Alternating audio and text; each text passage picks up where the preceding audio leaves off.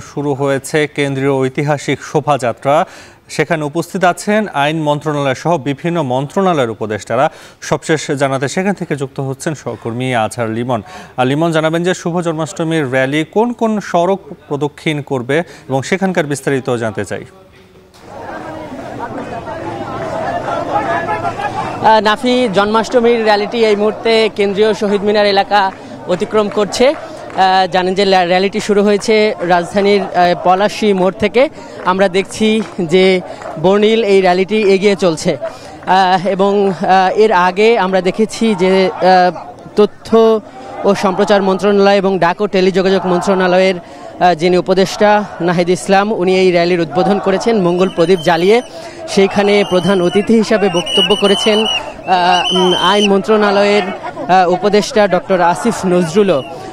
এবং এই উদ্বোধনের পরই ওই র্যালিটি শুরু হয়েছে এবং পলাশী মোড় থেকে এই কেন্দ্রীয় শহীদ মিনারের এই চাংখার পুল ঘুরে এটি বাহাদুর শাহ পার্ক গিয়ে শেষ হবে। এই র্যালির আয়োজক যারা, তারা আমাকে এটি জানিয়েছেন।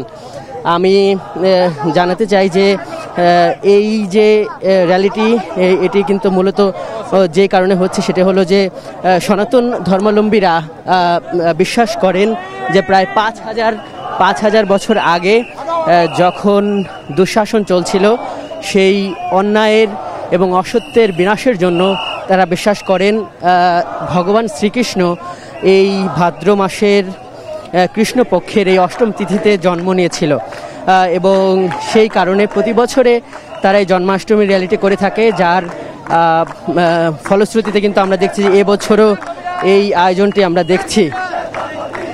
এবং এই আয়োজনের মূলত আমরা যেটি দেখলাম যে এই হিন্দু ধর্মের যে বিভিন্ন সংগঠন রয়েছে, সেই সংগঠনের নেতৃবৃন্দ এই র্যালি শুরু হওয়ার আগে পলাশী মোড়ে একটি সংক্ষিপ্ত সমাবেশ করেছেন। সেখানে তারা বক্তৃতা করেছেন এবং সেখানে সরকারের দুজন উপদেষ্টা, অন্তর্বর্তীকালীন সরকারের দুজন উপদেষ্টা, তারাও বক্তৃতা করেছেন। বড় দাগে তারা যেটি বলেছেন যে এই বাংলাদেশ কোনো ধর্মের বাংলাদেশ নয়। তারা বলেছেন সব ধর্মের, সব পেশার, সব শ্রেণী বা সব সম্প্রদায়ের মানুষ সংবিধান অনুসারে এখানে সমান অধিকার পাবে। সংখ্যালঘুদের বিচারের ব্যাপারে এখানে কথা এসেছে। আমরা দেখেছি যে ডক্টর আসিফ নজরুল এবং নাহিদ ইসলাম, এই দুই উপদেষ্টা স্পষ্ট করে বলেছেন যে গেল বছরগুলোতে, বিগত সরকারের আমলগুলোতে সংখ্যালঘুদের বিচার যে হয়নি, তারা মন্তব্য করেছেন যে এই সংখ্যালঘুর বিচার তারা এজন্যই করেনি কারণ এই রাজনৈতিকভাবে এই সংখ্যালঘু হামলার জন্য তারাই দায়ী ছিলেন। বিশেষ করে তারা আওয়ামী লীগের যে শাসনামল সেগুলোর কথা বলেছেন এবং বলেছেন যে ওই আমলের সংখ্যালঘুদের একটা উল্লেখযোগ্য সংখ্যক হামলার ঘটনা ঘটেছে এবং বিচারও হয়নি। তারা বলেছেন যে সামনের যে বাংলাদেশ, এই বাংলাদেশে কোনো রাজনৈতিক দলাদলির মধ্যে এই হিন্দু সম্প্রদায়ের লোকেরা বা সনাতনী সম্প্রদায়ের লোকেরা না গিয়ে তারা তাদের অধিকার বুঝে নেবে।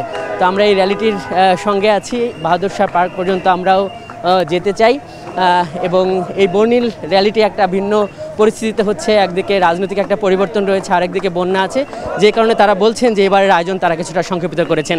তো এই ছিল নাফি, এই জন্মাষ্টমীর র্যালি থেকে আমার কাছে থাকা সবশেষ। জন্মাষ্টমীর র্যালি থেকে যুক্ত ছিলেন সহকর্মী আজহার লিমন। এদিকে